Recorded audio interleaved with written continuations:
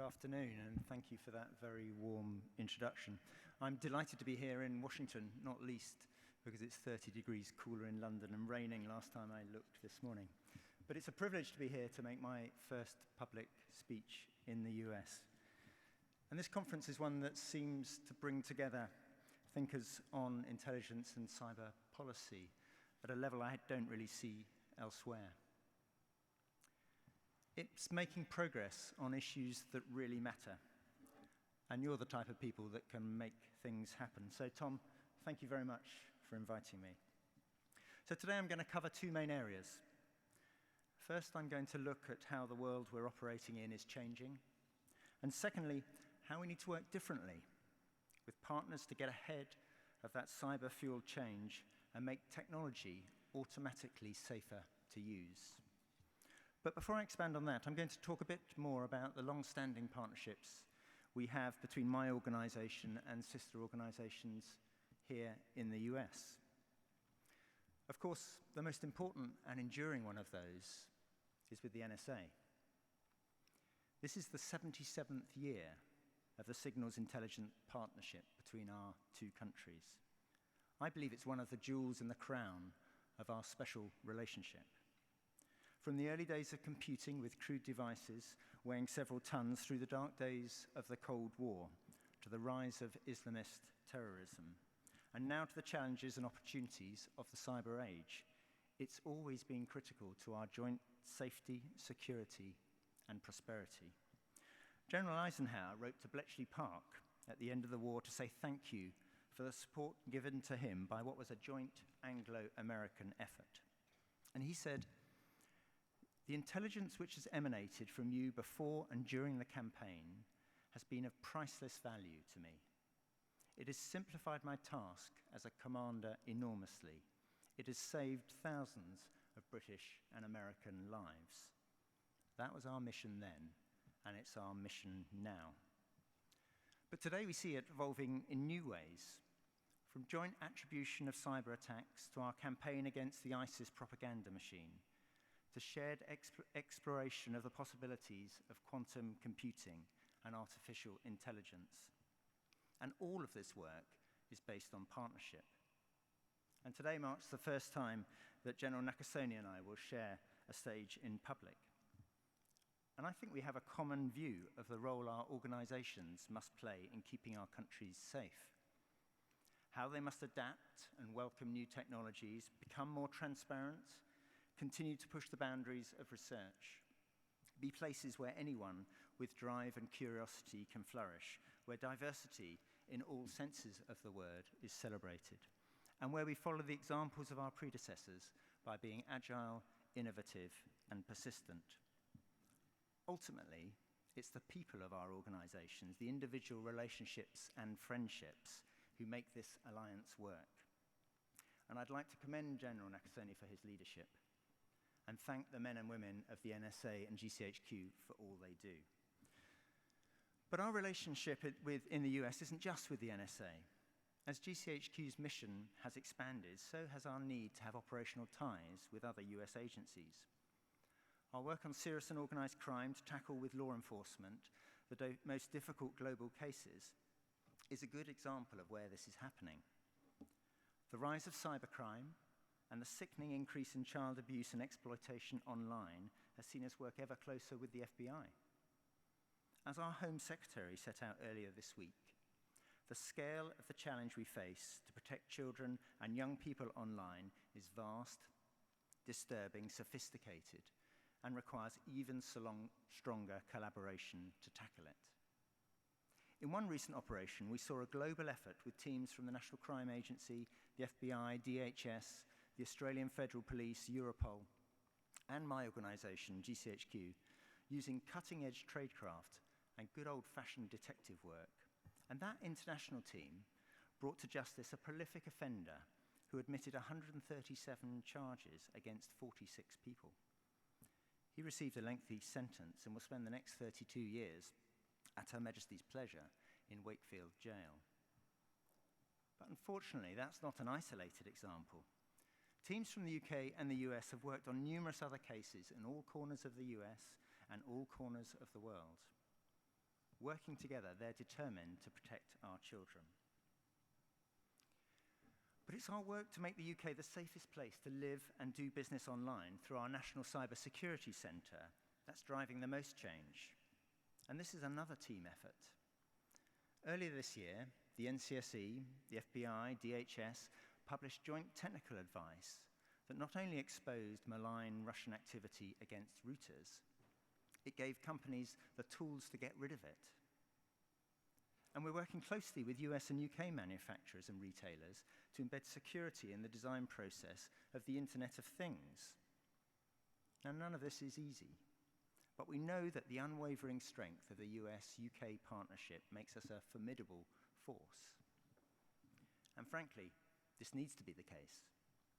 As societies change, as the technologies we rely upon become more pervasive, and as our adversaries turn them against us, we need to keep reinventing these partnerships. And I'll use 3 examples to illustrate this point. Terrorism. Now, whether that's Al-Shabaab car bombs in Somalia, cars, trucks, kitchen knives used to maim and murder on the streets of our towns and cities, or ISIS propaganda videos radicalizing people across the globe, the threat is as pervasive as ever. Alongside our partners here in the US and our colleagues at the UK's Ministry of Defence, we've developed offensive cyber techniques to disrupt ISIS media machine. The effect is striking. There were times in 2017 when ISIS found it almost impossible to use or trust their established channels to spread their hateful message. It was the first time we'd used these methods to systematically and persistently degrade an adversary's online efforts as part of a wider military campaign. And as a result, tackling information and disinformation flows is now a core part of our counter-terrorism efforts. And of course, we're seeing it become much more prominent in our fight against hostile states too. And this is my second example. States have developed new toolkits that deliver deliberate acts of aggression or interference to steal intellectual property and spread disinformation. And much of this is happening online. Sometimes states do the dirty work themselves. Sometimes they use proxies. But every time they act, they chip away at our values, our prosperity, and our way of life. In the UK, that way of life was rocked earlier this year with the attack on Sergei and Yulia Skripal in Salisbury and the subsequent tragic poisonings in Amesbury. It's worth remembering that this was the first time we'd seen a nerve agent used in Europe since World War II. And that's really sobering. It demonstrates just how reckless the Russian state is prepared to be. But as the Prime Minister said yesterday, we will not tolerate such barbaric acts against our country. Since March, the police, with the full support of the intelligence community, have led a painstaking and highly complex investigation into what happened in Wiltshire. We've ascertained exactly who was responsible and the methods they used. And as you'd expect, teams from across GCHQ have worked tirelessly with partners at home and abroad to ensure that our world-class intelligence has informed that investigation. And yesterday, I was pleased to see 2 GRU operatives were named and arrest warrants issued. The threat from Russia is real, and it's active. And it will be countered by a strong international partnership of allies, able to deploy the full range of tools from across our national security apparatus, and ready to reject the Kremlin's brazen determination to undermine the international rules-based order. So my third area is the cyber domain. In the past 2 years, we've seen terms like advanced persistent threat, DDoS, ransomware move from the tech pages to the front pages. We've seen state-sponsored hackers conducting cyber attacks to generate revenue. Whether that's North Korean cyber actors releasing WannaCry or persistent attempts to siphon money from the global banking system, these online attacks are having real-world impact. These perpetrators need to know that there are consequences for their actions. And only a few hours ago, We saw with the charges brought by the DOJ against the North Korean national in Los Angeles that we are able to hit back. But the route and method of attack is constantly changing. Some of the malware we're seeing is highly complex. It uses extensive infrastructure and advanced tradecraft to cause damage. Others are much simpler, cheaper, and easier to industrialize. Even the best equipped actors, including states, are using simple fire and forget tools and techniques. Now, we all know these are relatively easy to defend against, but it's still a sad fact that there are far too many businesses, and yes, governments, that are vulnerable to these basic threats.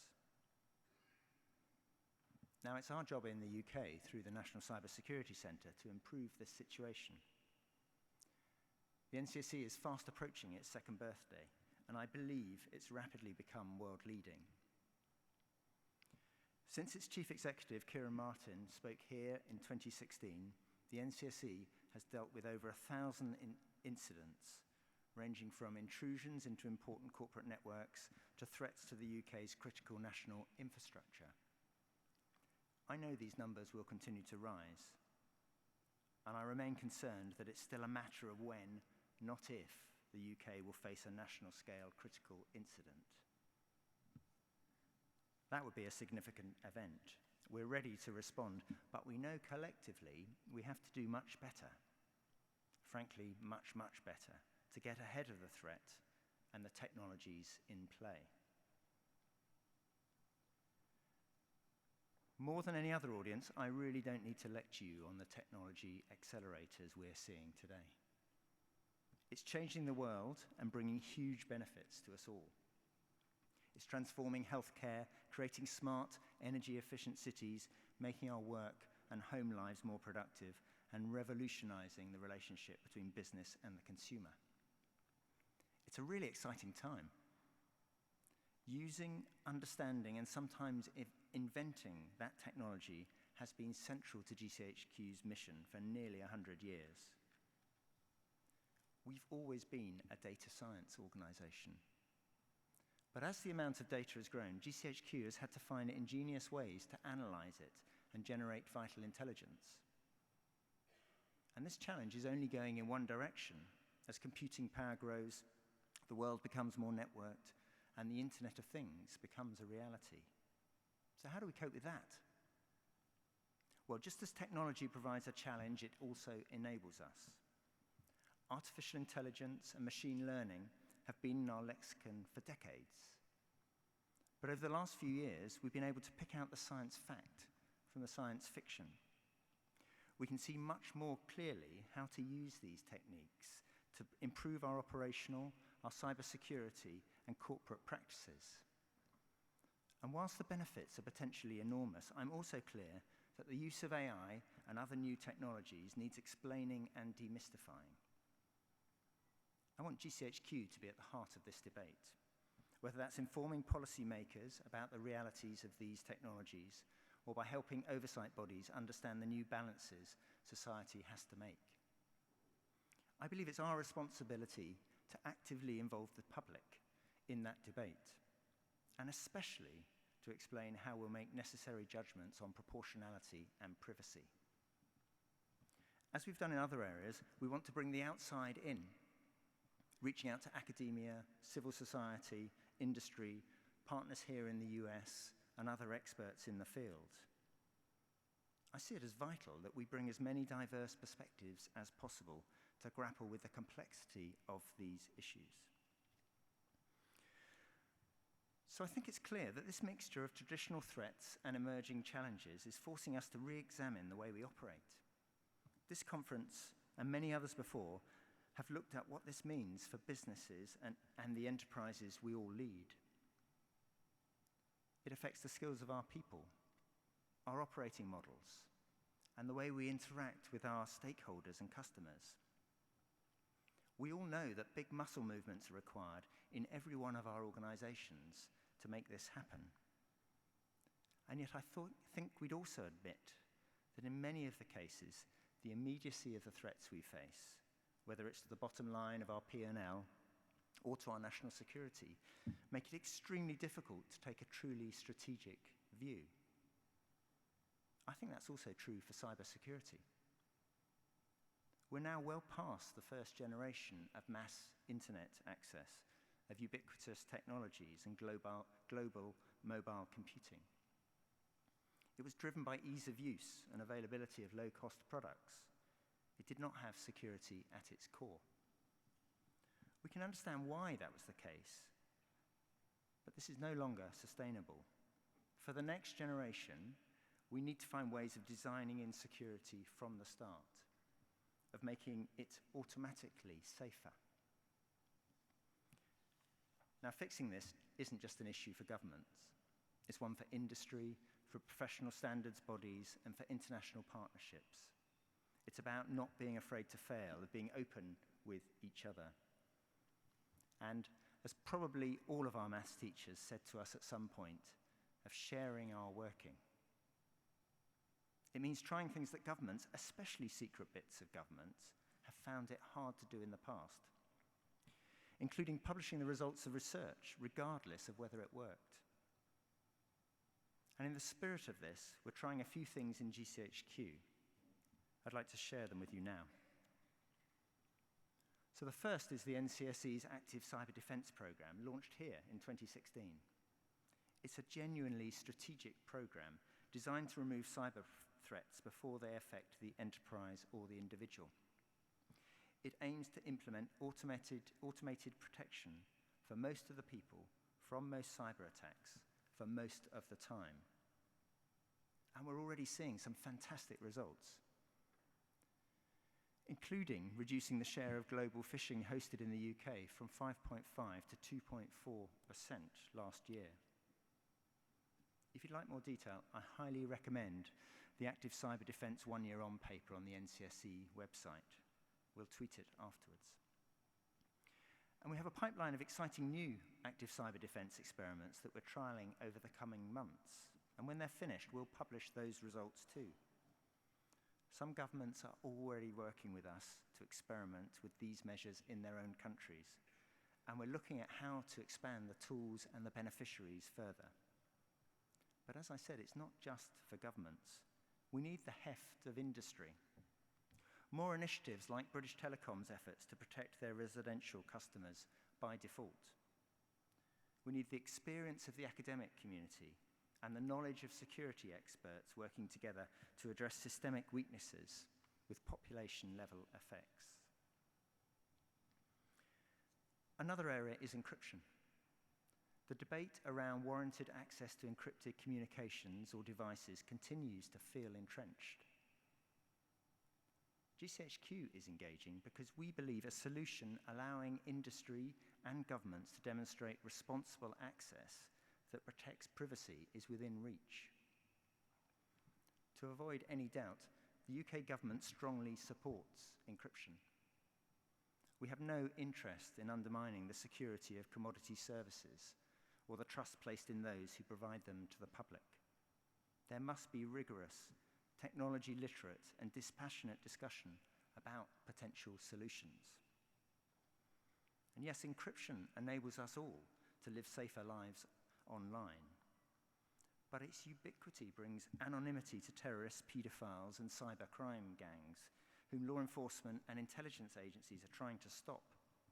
And it's getting worse. Now we're going to engage proactively in this debate. We're going to use our technical expertise built up over 100 years to help people understand the realities of the requirements for exceptional warranted access. And we're working to explain the specifics of the problem, but also to help all sides understand the real-world impact of potential solutions. This debate must be open. And where we can, let's make it easy for non-technical people to understand too. Of course, it goes without saying that for this to work, there has to be close cooperation and agreement with the technology companies themselves. And we're confident that these solutions exist. And where they do, proportionality, as in everything else we do, is key. They should be limited in scope and scalability supported by modern legislation and with strong oversight to maintain public confidence. Now, my final area is in the future of telecommunications infrastructure. And this is most often characterized in the debate about future Chinese involvement in delivering 5G. We know that the globalization of technology is here, and we need to learn to deal with it. We need to be realistic that critical technologies and standards, including in 5G, are increasingly likely to come from other countries. In the past, this type of capability would have had made in the UK or made in the US stamped on it. But we don't live in that past. We live in a world where there are more mobile devices than people, where voice-activated speakers are in all of our homes, where self-driving cars and telemedicine are enabled by 5G, and where the Internet of Things is fast arriving. And the demand for better infrastructure at home, in the office, and on the move is only going to increase. The supply has to meet the demand, but it has to do this with security in mind. And this means we all have to look at how to better manage foreign supply into our national infrastructures. Each country will do it slightly differently, but we'll all need controls to balance investment, trade, and security. And we think we need a global push with like-minded governments and technology companies to make sure that there's a greater diversity of technologies on offer from a greater number of countries. And crucially, irrespective of where those technologies originate, they have to have robust cybersecurity built into their core. So in conclusion, it's clear to me that we face significant threats now and even more significant change in the future. That arc of change from technology and from the threats we face is likely to be more aggressive and more consumer-driven than at any point in our history. Facing up to this situation means working differently with partners, old and new. It means building security and partnership in at the start of each endeavor. And it means sharing more of our workings with business and the wider public to make sure we have a common understanding of threats and cyber solutions. If we get this right, we'll have made technology automatically safer to use. Now, I said at the start that this is a group of people who have the ability to make things happen. None of us can or should expect a transformation overnight. But we have a chance to build an environment we need to keep our citizens and economies and societies safe. And that's something really worth shooting for. Thank you.